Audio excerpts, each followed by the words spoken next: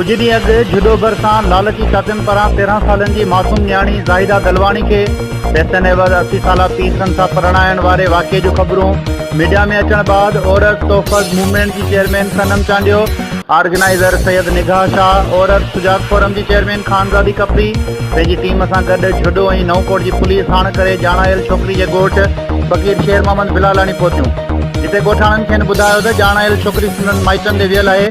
उन बाद औरत तोहफ़ज़ मूवमेंट जे अॻुवान औरतनि ॻोठ जे मुख़्तलिफ़ घरनि में वञी ॼाणायल मामले जा तफ़सील वरिता। जंहिं बाद मीडिया सेंटर जुडो ते प्रेस कॉन्फ्रेंस कंदे उन्हनि चयो त औरतनि जे तोहफ़ज़ लाइ जोड़ियल कानून मौजूदु आहिनि, पर अमल न थियण करे अहिड़ा वाक़िया पेश अचनि था। हुननि चयो त ज़ाहिदा दलवाणी खे खेॾण वारी जमार में झूर पोड़े सां परणाए ज़ुल्म कयो वियो आहे। नंढपुर जूं शादियूं गैर कानूनी अमल आहे।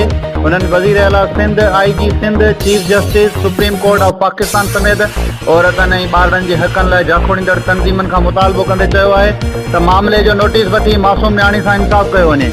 उन्हनि चयो त पुलिस ज़रनि वटां मालूम थियो आहे त वज़ीर आला सिंध इंक्वायरी कमीशन जोड़ी आहे, उनमें SSP बदीन ऐं ॿिया शामिल आहिनि। असां ज़ाहिदा सां इंसाफ़ जी उमेद रखूं था ऐं संदसि बाज़ियाबी ऐं खेसि इंसाफ़ मिलण ताईं जदोजहद जारी रखंदासीं। जॾहिं असीं हिते आयासीं त SHO वारनि खे कंहिंखे बि ख़बर कोन्हे। कंहिं चयो त उहो बदीन जे ज़िले में आहे, कंहिं चयो उहो मीरपुर ख़ासि में आहे। मतिलबु की उन्हनि खे पाण खे उहो कंफर्म केस न हो त उन में केस कीअं आहे ऐं छोकिरी जी शादी थी बि आहे या न थी आहे।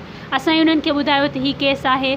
बहरहाल उन्हनि असांजी हेल्प कई, उहे असां सां गॾु हलिया, पुलिस सां गॾु हली, पर उते बि असांखे छोकिरी नाहे मिली।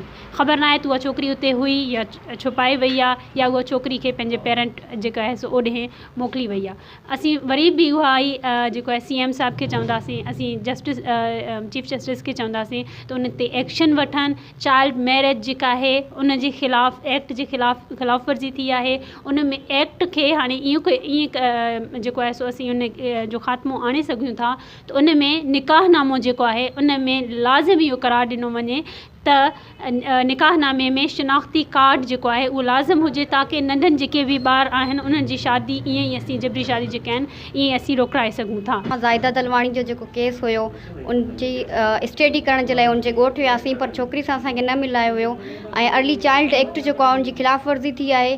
ऐं हुजणु ईअं घुरिजे त असांजा जेके बि एक्ट आइन में ठहनि था त हिकिड़ी अहिड़ी हिकमत अमली जोड़णु घुरिजे त उहे जेके एक्ट आहिनि उन्हनि ते इम्प्लीमेंटेशन थिए। जेसीं ताईं उहे एक्ट इम्प्लीमेंटेशन न थींदी तेसीं ताईं अहिड़ा वाक़िया सिंध में थींदा रहंदा।